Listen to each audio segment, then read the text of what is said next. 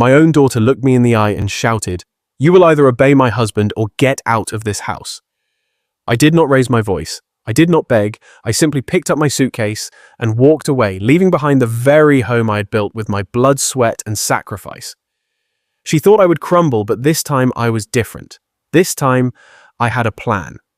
1 week later, there were 22 missed calls on my phone, and that was only the beginning of their downfall, because when you strip a father of his dignity, you awaken a strength you never expected, and soon they would learn exactly what justice feels like when it comes home.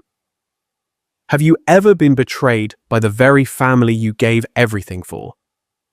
What would you have done in my place? Before we go on, do not forget to subscribe and turn on the notification bell. We bring you new stories every day. Hit like and let us know what city you are watching from in the comments. My keys were still warm in my palm when I pushed through the front door, grocery bags cutting into my wrists. The Saturday afternoon light filtered through the living room curtains, casting everything in that soft spring glow that usually made me smile. Not today. Harry was sprawled in my leather recliner, Martha's last gift to me before the cancer took her. His stocking feet were propped up, a half-empty beer bottle dangling from his fingers. The remote control rested on his belly like he owned the place, which I suppose he thought he did, old man.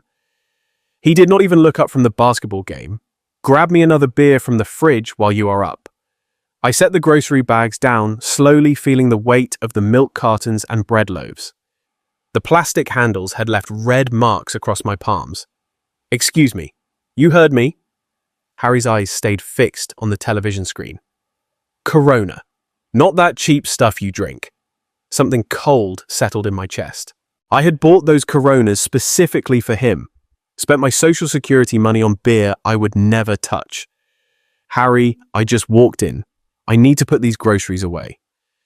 Now he looked at me. His face carried that familiar expression. The one that said I was being unreasonable, difficult. "What is the big deal? You are already standing. I am comfortable." "The big deal is that this is my house." Harry's feet hit the floor with a thud. He stood slowly, using his height advantage like a weapon. At 30, he was bigger than me, broader, but I'd been dealing with difficult people long before he was born. "Your house.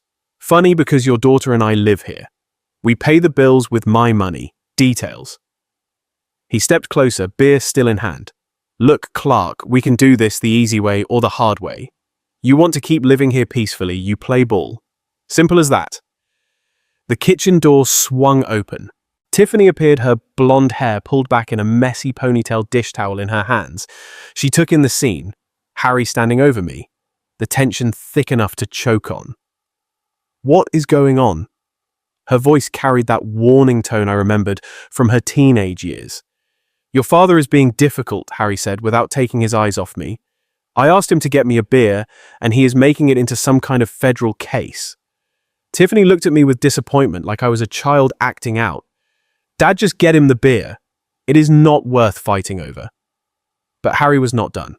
He moved closer, close enough that I could smell the alcohol on his breath. "See, Clark, here is how it is going to work. You live in our house. You contribute. That means when I ask you to do something, you do it.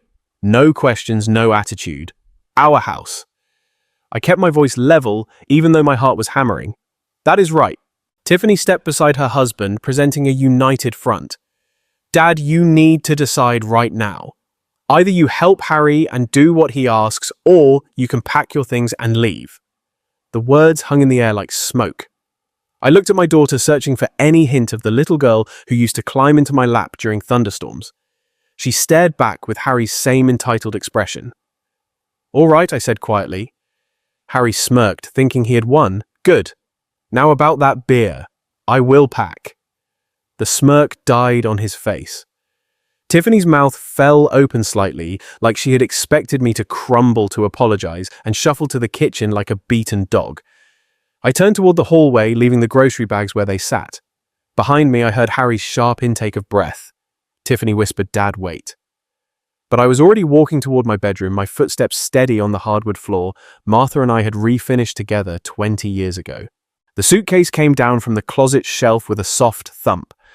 I had bought it for our honeymoon to Yellowstone, back when Martha was still alive, and the future stretched ahead like an open road. Now it gaped empty on the bed, waiting to swallow what remained of my life in this house. I packed methodically. Underwear, socks, 3 changes of clothes. Not everything, just enough. From the living room came the low murmur of urgent whispers, Harry's voice rising occasionally above Tiffany's softer tones. They were figuring out what to do, how to handle the old man's unexpected rebellion. My hands moved without conscious thought, folding shirts and rolling ties.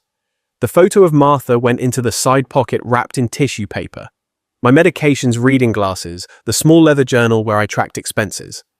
When I wheeled the suitcase down the hallway, they stopped talking. Harry had returned to his chair, but his posture was different now, alert, watchful. Tiffany stood by the kitchen doorway, arms crossed, trying to look stern, but failing to hide her uncertainty. Neither of them said goodbye. The car started on the first try, my old Buick, reliable as always. I backed out of the driveway without looking at the house, without seeing if they were watching from the window. The 30-minute drive to Pine Lodge gave me time to think. The memories came in waves as I drove through downtown Kalispell. Tiffany's college tuition, $40,000 a year for that fancy private school she had insisted on. I had worked overtime at the bank for 4 straight years, taking on extra clients, staying late to review loan applications. My hands cramped just remembering all those forms. Her wedding had cost $25,000. Harry's family could not afford their half, so I'd covered it quietly, not wanting to embarrass anyone. The reception hall, the flowers. Her dress, everything had to be perfect for my little girl's special day. Then came the house, $80,000 from my retirement savings for their down payment because young couples needed help getting started. That is what fathers did, I told myself. That is what Martha would have wanted. The monthly payments followed like clockwork. $1,200 for their mortgage, $300 for utilities, $500 for groceries when money got tight. My Social Security check disappeared into their lives piece by piece, and I had convinced myself it was love. Pine Lodge Motel sat on the outskirts of town, a low building with faded paint and a neon sign that flickered intermittently. The room was small but clean. A bed, a chair, a tiny table by the window. I set my suitcase on the luggage rack and sat heavily on the mattress edge. The silence was different here. Not the comfortable quiet of my own home, but the hollow emptiness of a temporary space. I pulled out my phone and scrolled through the contacts. Bank numbers, insurance companies, credit card services, numbers I knew by heart from 30 years in finance. Tomorrow was Sunday, but some things could still be done. Some calls could still be made. I opened my laptop on the small table and logged into my online banking. Account balances glowed on the screen. Checking savings, retirement accounts, numbers that represented a lifetime of careful planning, of denying myself small luxuries so I could take care of my family. The cursor blinked in the search bar, waiting for me to decide what came next. Sunday morning arrived grey and overcast, fitting my mood perfectly. I spread my paperwork across the motel table like a general planning a campaign. Bank statements, insurance policies, legal documents, everything organized, everything within reach. The first call went to First National Bank. Sunday banking was limited, but automated systems never slept. "Good morning, Mr. Miller," the representative said after I navigated through the phone tree. "How can I help you today? I need to cancel the automatic mortgage payment for 847 Pine Street, the account ending in 4729. A pause. Computer keys clicking. "Sir, I show that payment has been active for 5 years. Are you sure you want to discontinue it?" "Completely sure." "May I ask the reason for the change?" "The homeowners no longer qualify for my financial assistance." More clicking. "Very well, Mr. Miller. The automatic payment will be cancelled, effective immediately. You should receive written confirmation within 3 business days." The second call was easier. Geico had been insuring both their cars on my policy for 3 years. Harry's Silverado, Tiffany's Honda. $280 every month for vehicles. I never drove coverage for accidents I would never cause. "I need to remove 2 vehicles from my policy," I told the agent. "My daughter and son-in-law will need to establish their own coverage. When would you like this change to take effect today?" The credit cards took longer. Tiffany was an authorized user on 3 of my accounts, Visa, MasterCard, and the store card from Costco. $500 monthly I had been paying on balances I had never created, purchases I had never made. Mr. Miller, removing authorized users, will require them to apply for their own credit, the Visa representative explained. Any outstanding balances will remain your responsibility, but they will not be able to make new charges. I understand. Remove them immediately.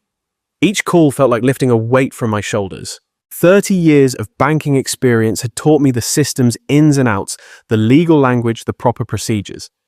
Everything I was doing was completely within my rights. The life insurance change required written documentation, but I started the process.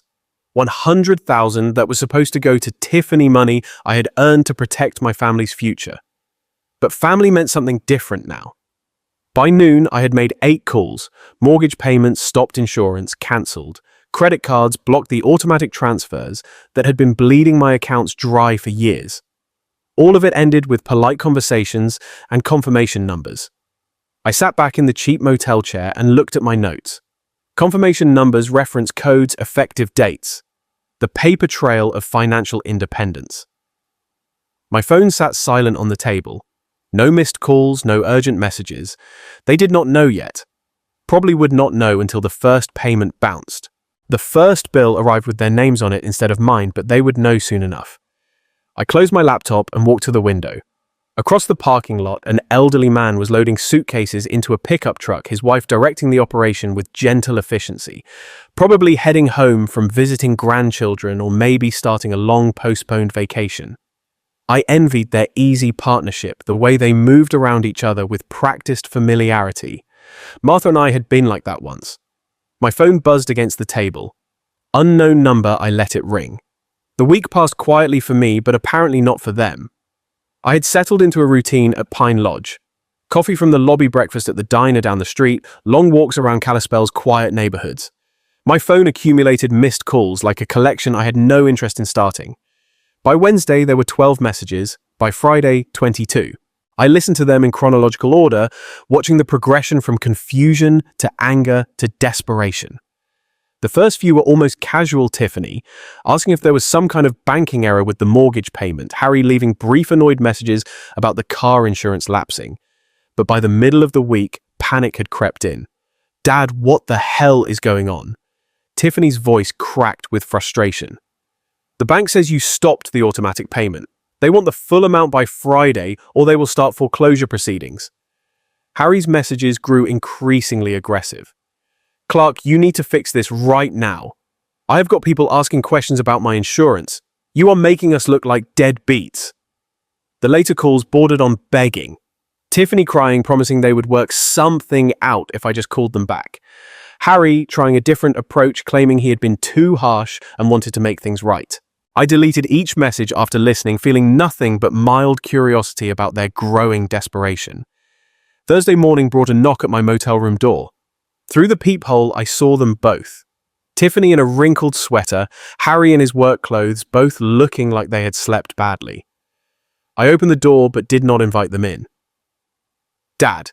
Tiffany's eyes were red-rimmed, her usual composure cracked. We need to talk. About what Harry pushed forward, his face flushed with anger.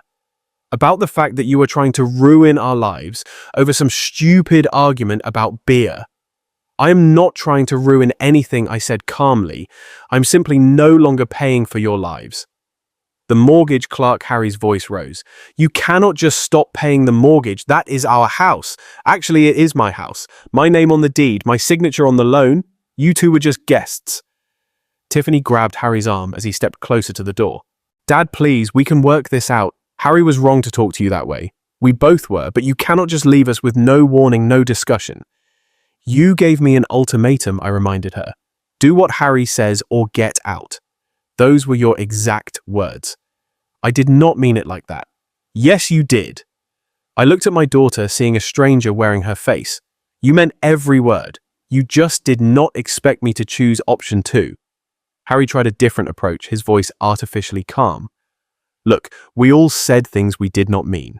But you are talking about our home, our credit, our whole lives. You cannot just pull the rug out like this. I can, and I did. I started to close the door. You wanted me to leave. I left. You wanted to handle your own lives. Now you can. Dad, wait. Tiffany's voice broke. What about family? What about everything we have been through together? I paused, looking at her desperate face. For a moment I remembered the little girl who used to help me rake leaves in the fall, who brought me dandelions she had picked from the yard. But that little girl had grown into someone who could stand by while her husband humiliated her father in his own living room. Family works both ways, sweetheart, I said quietly. I spent 5 years taking care of you both. When it was time for you to take care of me, you chose him instead. Harry's fake composure cracked. You crazy old bastard.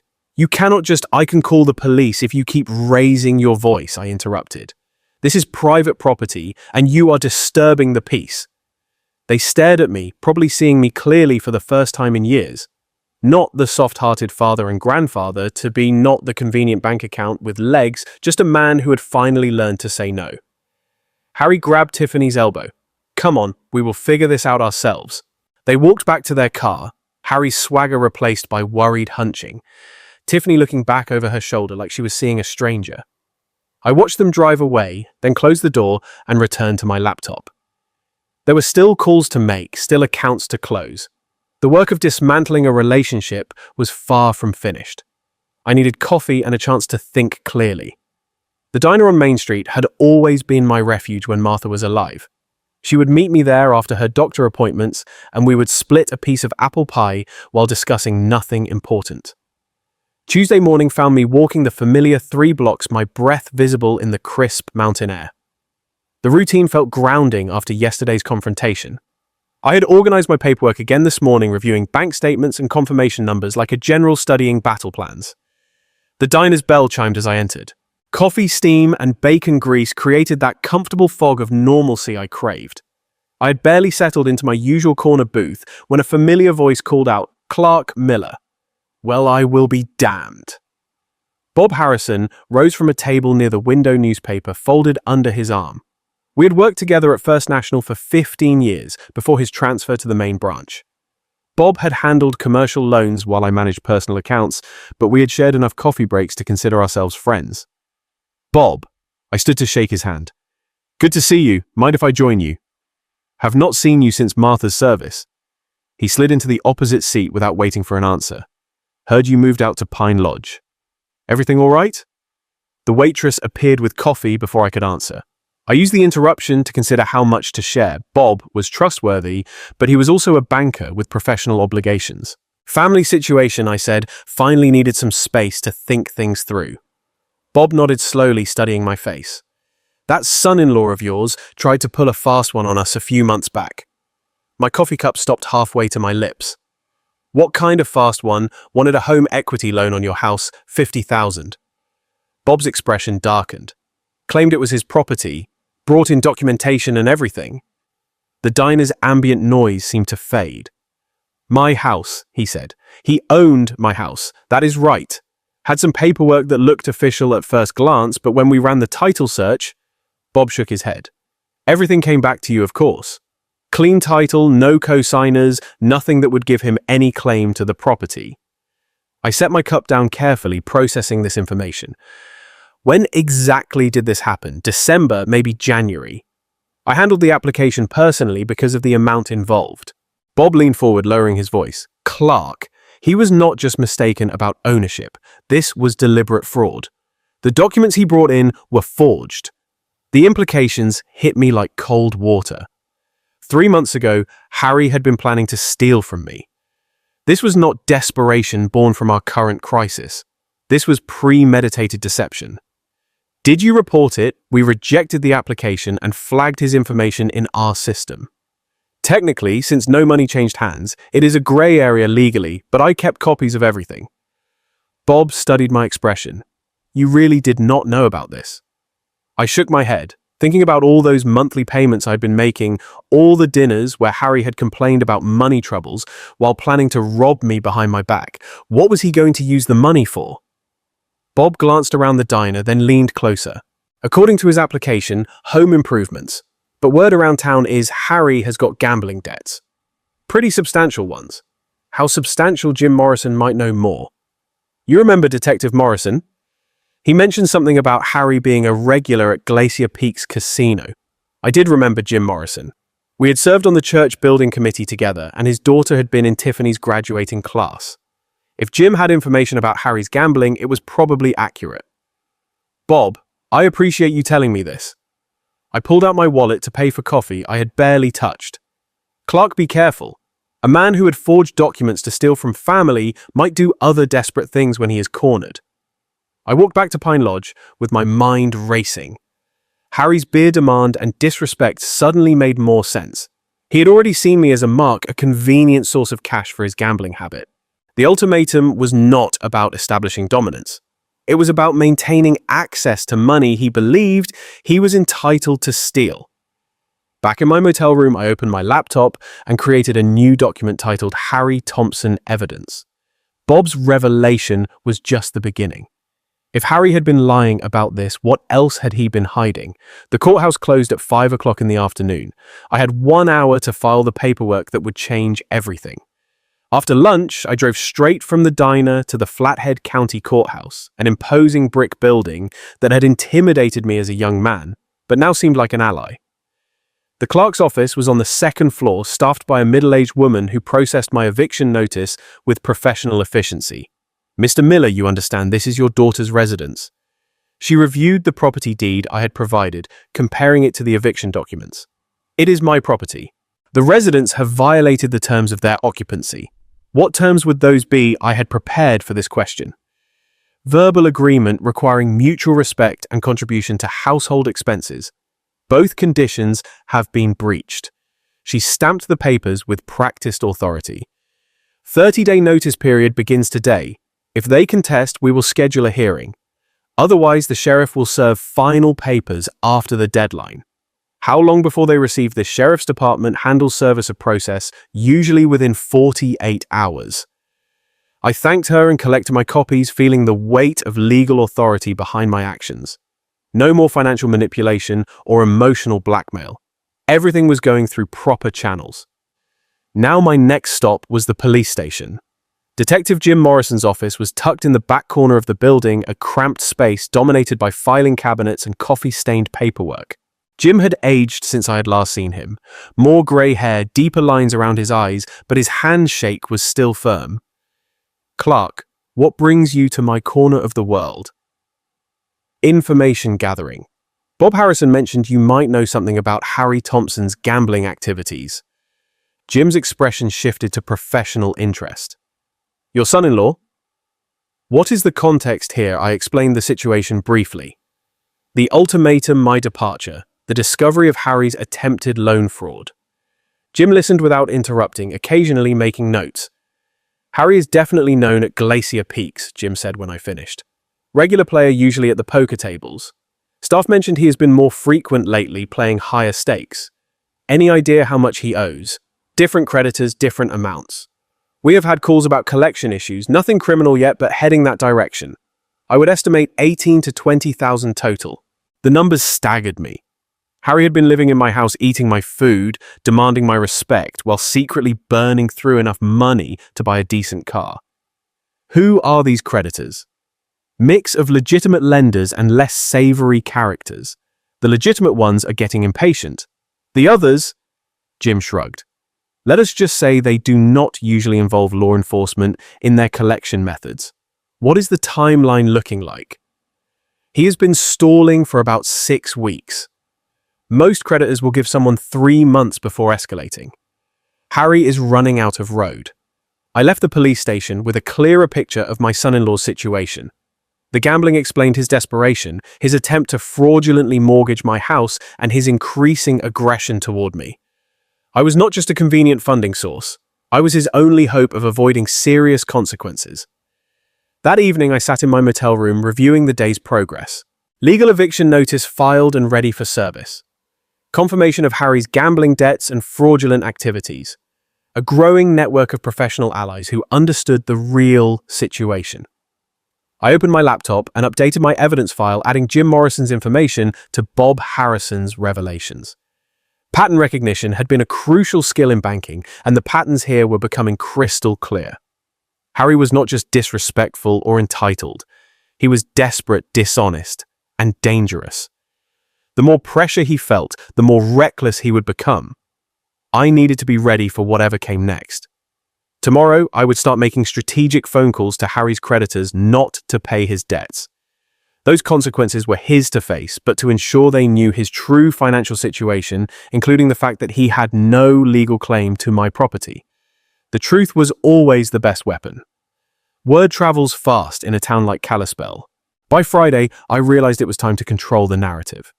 My first encounter happened at the post office, where Mrs. Henderson from the church mailing committee cornered me near the stamp machine. She was one of those women who collected information, like others collected recipes, always ready to share what she had learned. "Clark, dear, I have been hearing troubling things about family troubles. Is everything all right?" I considered my response carefully.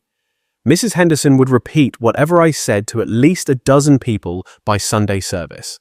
Tiffany and Harry asked me to move out, so I did. Sometimes adult children need to handle their own responsibilities. Her eyebrows rose.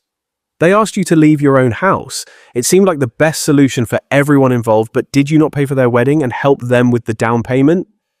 She leaned closer, lowering her voice conspiratorially. "I always wondered how they afforded that house on Harry's salary."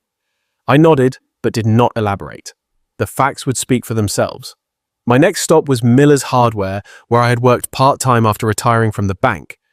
Tom Kowalski, the owner, looked up from his inventory sheets with genuine concern. "Clark heard you were staying out at Pine Lodge. What is going on?"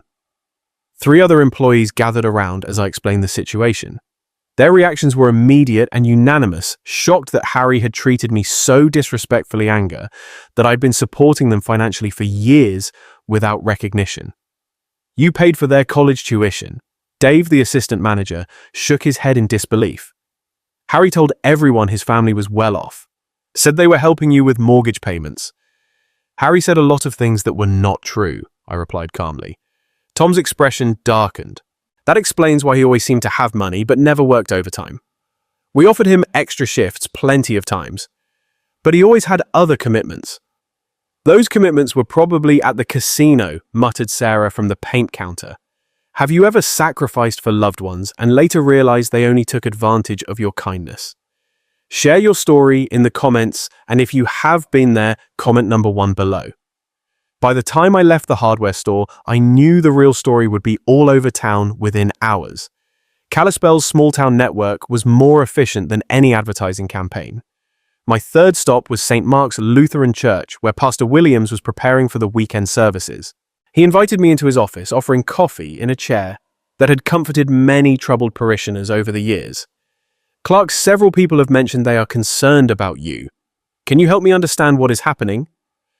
I appreciated Pastor Williams' direct approach. He was not fishing for gossip. He was trying to help a member of his congregation. "Pastor, I have been financially supporting my daughter and son-in-law for 5 years. Last weekend, they made it clear that my presence in the house was conditional on my following Harry's orders. I chose to leave rather than accept that arrangement. That must have been incredibly painful. It was clarifying, I said honestly. I love my daughter, but I will not be treated like a servant in my own home." Pastor Williams nodded thoughtfully. "Sometimes loving someone means allowing them to face the consequences of their choices. It sounds like you have been protecting them from those consequences for a long time. Too long, I think." During my walk back to the motel, I stopped at Annie's coffee shop for an afternoon cup. The place was busy with the usual Friday crowd. Retirees, off-duty workers, mothers with strollers. I found a small table in the corner and listened to the conversations flowing around me. Heard Harry owes money all over town. Clark Miller has been paying their bills for years. Always seemed odd how they lived so well on his salary. The information was spreading exactly as I had expected. Small towns were like organisms. They processed information quickly and efficiently, separating truth from fiction through collective wisdom. My phone rang as I was leaving the coffee shop. "Mrs. Patterson, my next-door neighbor for 20 years. Clark, I hope you do not mind me calling. I wanted you to know there has been a lot of shouting at the house lately. Mostly Harry, but Tiffany too. Yesterday the police drove by twice. Thank you for letting me know, Mrs. Patterson. I appreciate you keeping an eye on things. Are you safe where you are staying? Do you need anything?" The genuine concern in her voice reminded me that community support came in many forms. I am fine, thank you. Just taking things one day at a time. That evening, I sat in my motel room reviewing the day's conversations. The social pressure was building naturally without any vindictive effort on my part.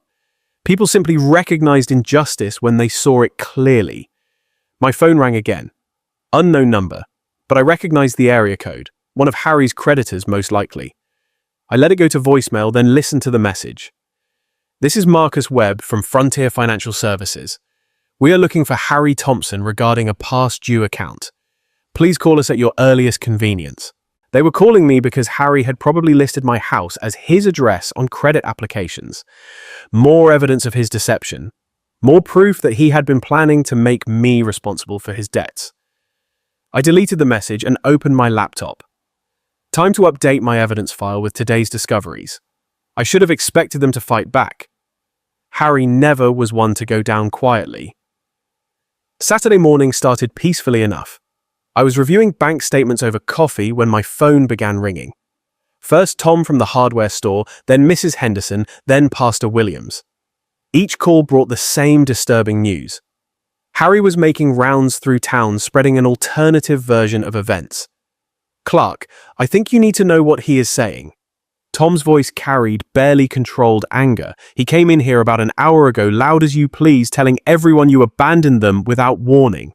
Claims you promised to always take care of them, then changed your mind out of spite. What exactly did he say? That you are having some kind of mental breakdown. Said you threw them out because Tiffany would not let you control every decision in their lives. Tom paused. He is also claiming there is a family medical emergency that requires money and you are refusing to help. I thanked Tom and hung up my mind, already working through the implications. Harry was desperate enough to launch a public relations campaign, which meant the pressure from his creditors was intensifying. The next call confirmed my suspicions. Mr. Miller, this is Detective Morrison. I wanted to give you a heads up. Harry Thompson was here this morning filing a complaint about elder abuse. Claims you were being manipulated by someone at the bank to make bad financial decisions. Elder abuse. Complete nonsense, of course. But he is trying to create an official record of your supposed mental incompetence. I told him we would need medical documentation and witness statements, which he obviously cannot provide. 20 minutes later, my phone rang again. Tiffany's number. Dad, please pick up. I know you are angry, but there are things you do not understand. Her voice was thick with tears. I am pregnant, Dad. The stress from all this is making me sick. The doctor says if things do not calm down, I could lose the baby. I felt a familiar twist in my stomach, the same protective instinct that had made me vulnerable to their manipulation for years. But something in her tone seemed rehearsed, desperate in a calculated way. Congratulations on the pregnancy, sweetheart. When did you find out last week? Right before everything fell apart. Her voice broke convincingly. Dad, I cannot lose my baby because of money problems. You always said family comes first. Family does come first. That is why I spent $60,000 on your education and $25,000 on your wedding. But what about now? What about your grandchild? The question hung in the air. If she was really pregnant, if there was really a medical crisis, then my actions could have unintended consequences. But the timing seemed too convenient, the emotional manipulation too practiced. Tiffany, have you seen a doctor about these pregnancy complications? A pause. I have an appointment next week. Which doctor? Dr. Richards at the women's clinic. I knew Dr. Richards. Martha had seen her for years. I will call her office to see how I can help with medical expenses. Dad, you do not need to call. If there is a genuine medical emergency involving my grandchild, I want to help. Dr. Richards will know the best way to handle things. Tiffany's voice became sharp. You cannot just call my doctor. That is private information. You are right. You can have her call me directly to discuss payment options. The call ended abruptly. An hour later, I was walking downtown when I encountered Harry outside the First National Bank. He was talking loudly to anyone who would listen, his voice carrying that aggressive edge I had learned to recognize. He has lost his mind, Harry was saying to a small crowd of customers. Senile old man thinks everyone is trying to steal from him.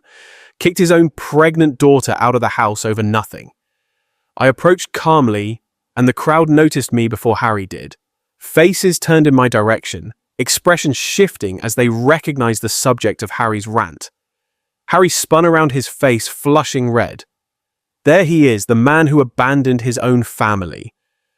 "Hello, Harry." I kept my voice level. "How is the gambling debt situation working out?" The accusation hit him like a physical blow. Several people in the crowd murmured among themselves, pieces of a puzzle clicking into place. "You are crazy," Harry sputtered. "I do not know what you are talking about. 18,000 according to Detective Morrison.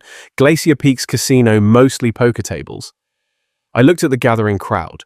Amazing how much money someone can lose when they are not paying their own living expenses. Harry's face went from red to purple. He stepped closer, using his height advantage like a weapon. "You senile old bastard. You cannot just, I can document every dollar I have spent supporting you for 5 years, I interrupted. "Can you document where your paychecks went?" The crowd was listening intently, now processing this new information. Harry realized he had lost control of the narrative. "Come on," he growled, pushing through the crowd. "This is not over, Clark." I watched him storm away, noting how several people pulled out their phones. The real story would be all over social media within the hour. Back at the motel, I opened my laptop and began documenting the day's events. Harry's counterattack was failing because it was built on lies that could not withstand scrutiny. The community knew my character too well to believe his accusations of mental incompetence or vindictive abandonment. But the pregnancy claim worried me. If Tiffany was really pregnant, the situation became more complicated. I needed verification before making my next move. I picked up my phone and dialed Dr. Richards' office. If there was a real medical emergency, I would help, but I would not be manipulated by fabricated crisis. Harry's public threats had crossed the line. I walked back to my motel room, pulled out my phone, and called Detective Morrison. "James, we need to talk." Harry's behavior today showed a pattern of escalation that concerns me. How so? He confronted me publicly, made threatening gestures in front of witnesses, and his whole demeanor suggested someone losing control. I looked out my motel window toward downtown. "I would like to file a formal complaint and explore protection options. Come in tomorrow morning. Bring any documentation you have." But I did not need to wait until morning. Steve Brennan, the Pine Lodge night manager, knocked on my door an hour later. "Mr. Miller, that man who was yelling in our parking lot earlier, he came back about 20 minutes ago, stood outside your door for maybe 5 minutes, then left. Made some guests nervous." Steve was a retired Army sergeant who had seen enough trouble to recognize it developing. "Did he say anything specific?" Muttered something about teaching old fools lessons. "I've got it on security video if you need it." Security footage, physical evidence of Harry's threatening behavior on private property. "Steve, would you be willing to provide that footage to the police?" "Absolutely. Guy like that should not be intimidating elderly residents." The next morning, I arrived at the police station with Steve's security USB drive and a written timeline of Harry's escalating behavior. Detective Morrison reviewed everything with professional thoroughness. "Clark, this shows a clear pattern of intimidation. Combined with what I witnessed yesterday at the bank, we have grounds for a restraining order. What would that involve? Legal prohibition against Harry coming within 500 feet of you or your property. Violation means immediate arrest." Jim leaned back in his chair.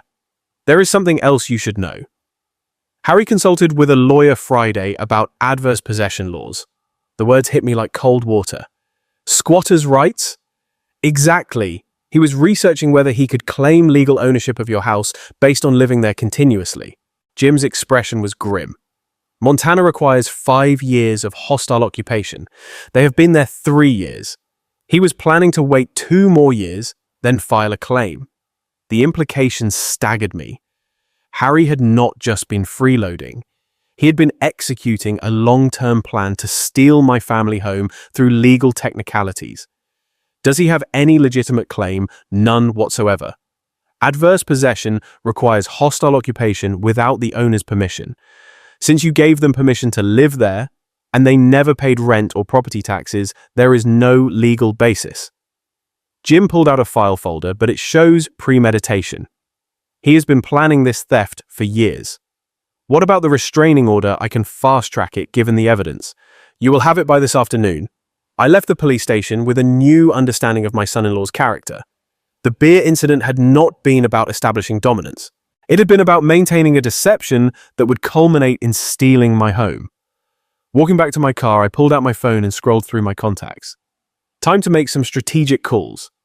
The first was to Marcus Webb at Frontier Financial Services, one of Harry's creditors who had been calling my number. Marcus Webb, I am returning your call about Harry Thompson. I need to clarify something important. He does not live at my address anymore and has no legal claim to my property. He listed that address as his residence on all credit applications. He was a guest in my home.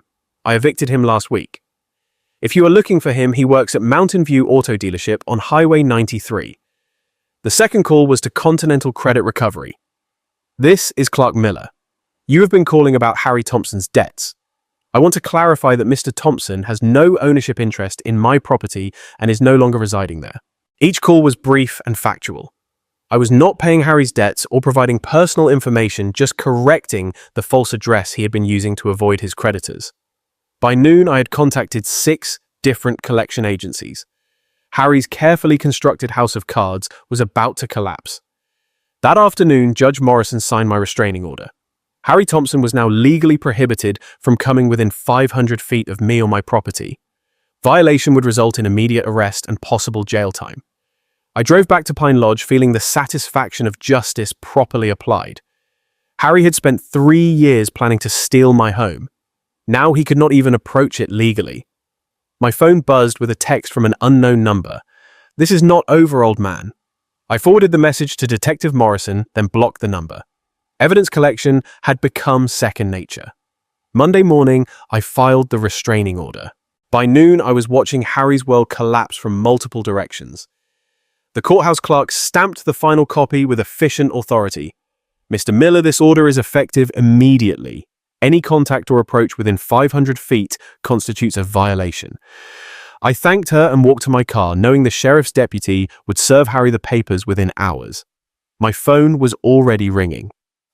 "Clark, this is Mike Brennan from Mountain View Auto."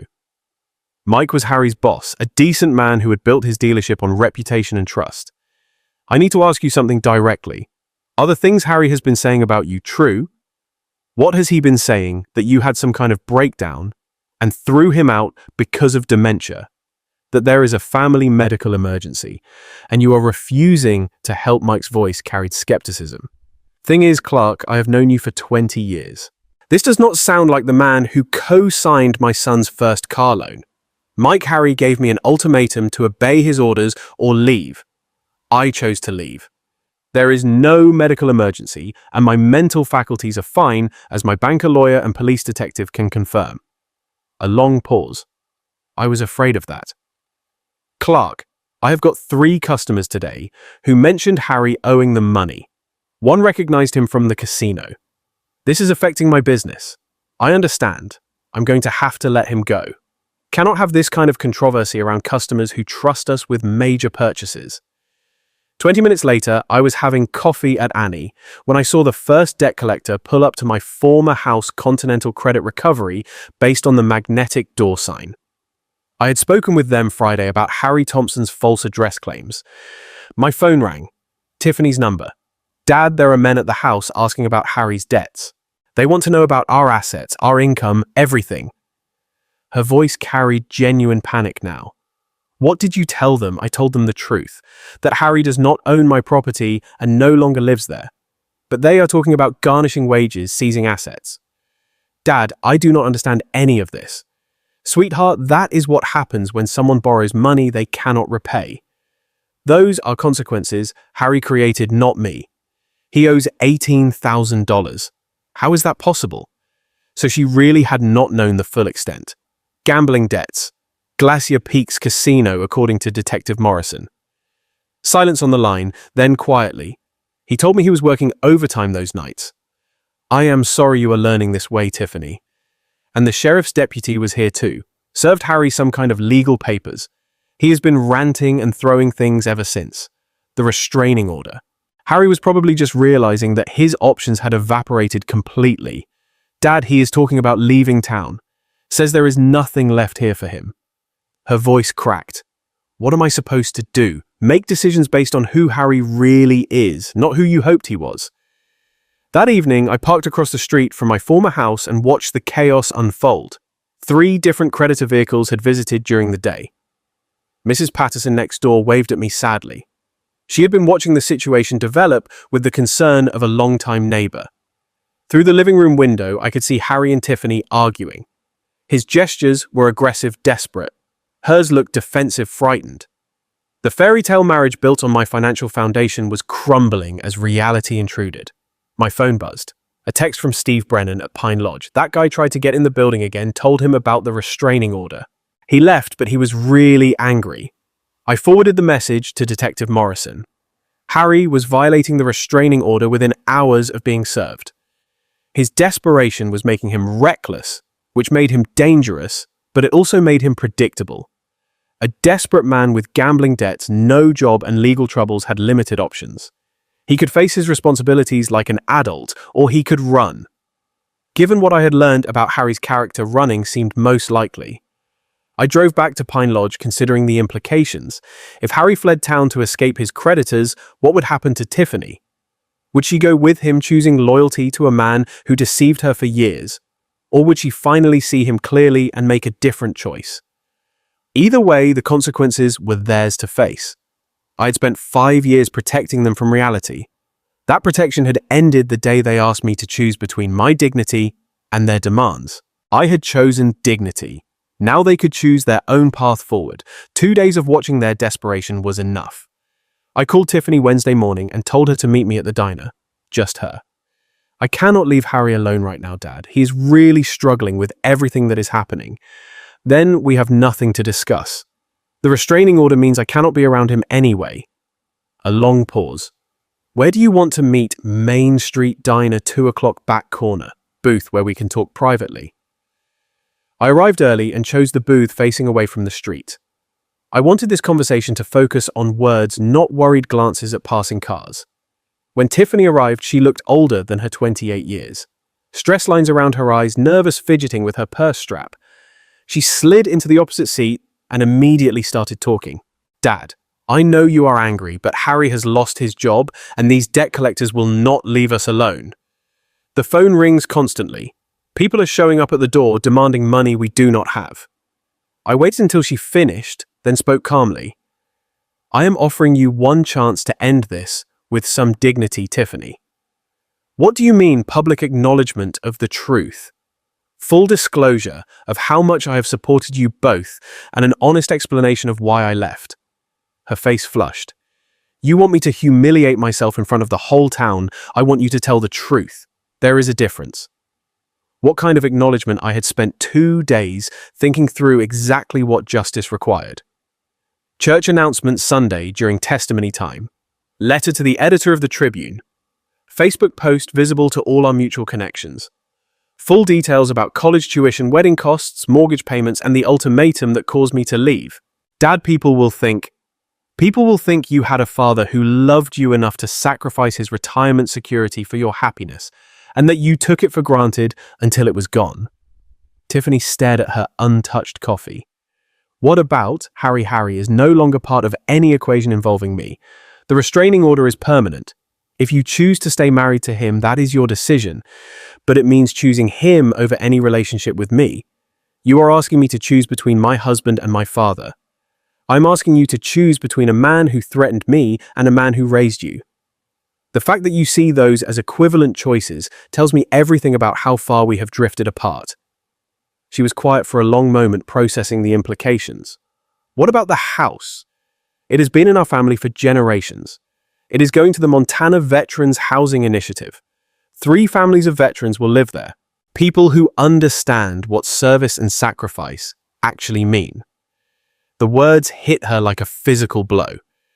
The will already changed, witnessed, signed, and filed with my attorney. I kept my voice gentle but firm. Even if you do everything I have asked perfectly, the house will not come back to you. That decision is final. Why? Because I need to know that any reconciliation between us is based on love, not inheritance expectations. For 5 years, you treated me like a convenient funding source. I want to see if there is anything left between us beyond financial dependency." Tiffany's eyes filled with tears. Real ones this time, not the calculated manipulation I had grown accustomed to. "I am sorry, Dad. I really am. I never meant for things to go this far. Sorry is not enough anymore, sweetheart. The whole town watched you and Harry treat me like a servant in my own home. They watched you choose his demands over my dignity. Words are just words now. I need to see actions. What if I cannot do it? What if I cannot stand up in front of everyone and admit how wrong we were? Then you will live with the consequences of that choice. Harry will probably leave town to escape his creditors. Men like him always run when things get difficult. You can go with him and start over somewhere else, or you can stay here and try to rebuild your life with honesty.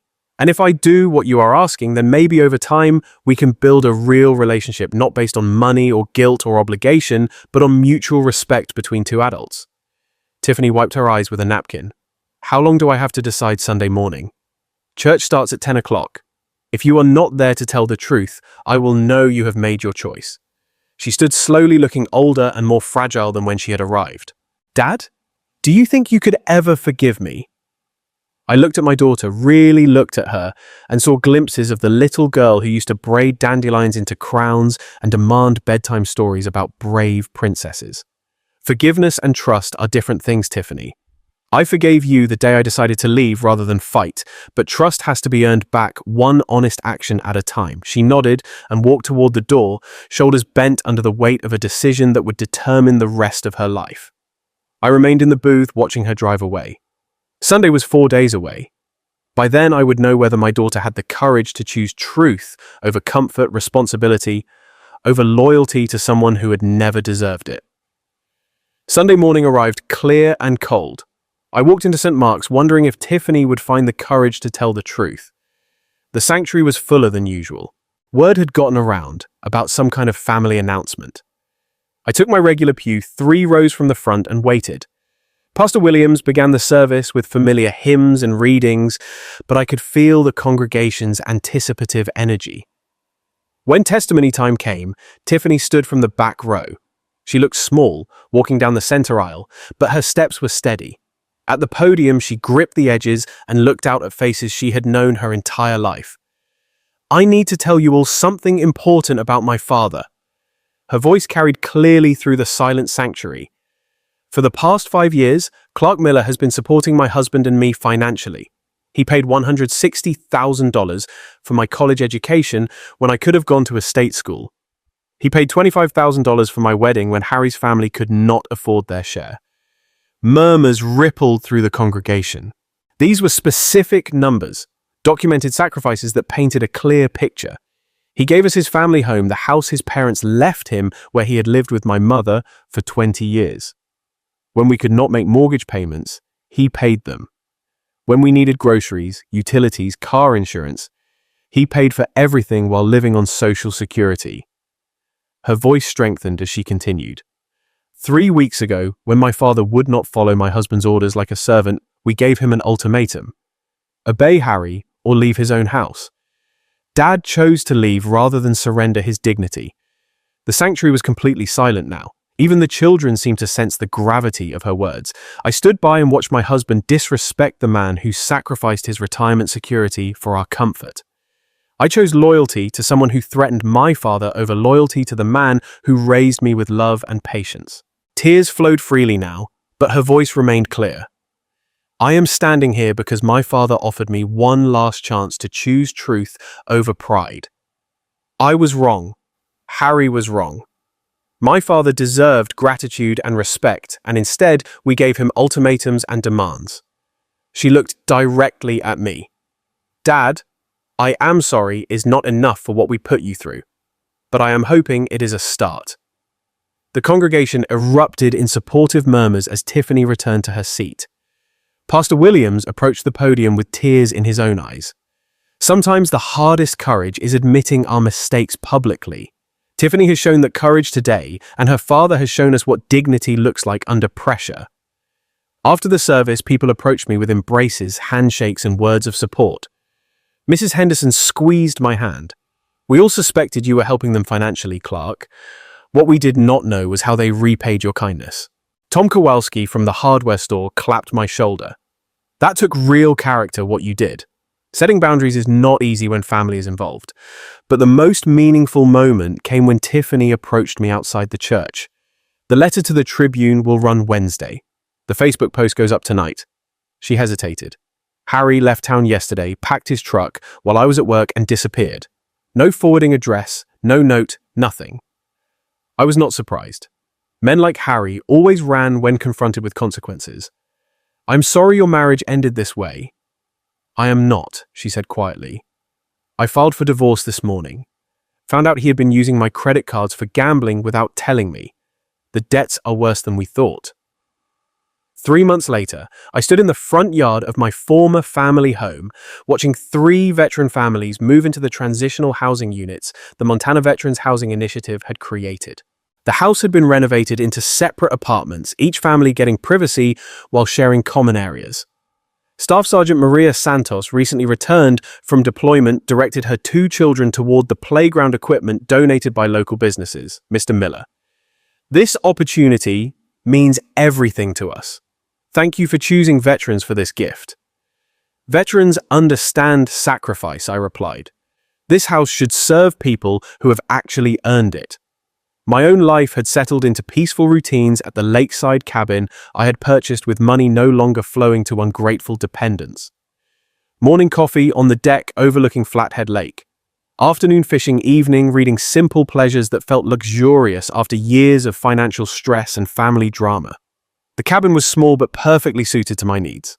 2 bedrooms, a kitchen where I could cook real meals instead of eating restaurant food constantly, and a dock where I could launch my small fishing boat.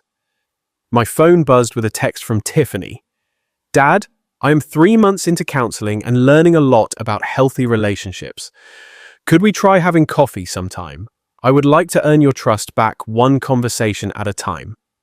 I smiled, looking out at the lake where an osprey was fishing in the shallows. Tiffany had kept her word about the public acknowledgements. The newspaper letter had been thorough and honest. The Facebook post had generated dozens of supportive comments from community members who finally understood the real story. More importantly, she was taking responsibility for rebuilding our relationship instead of expecting forgiveness without effort. I typed back, "Coffee sounds good."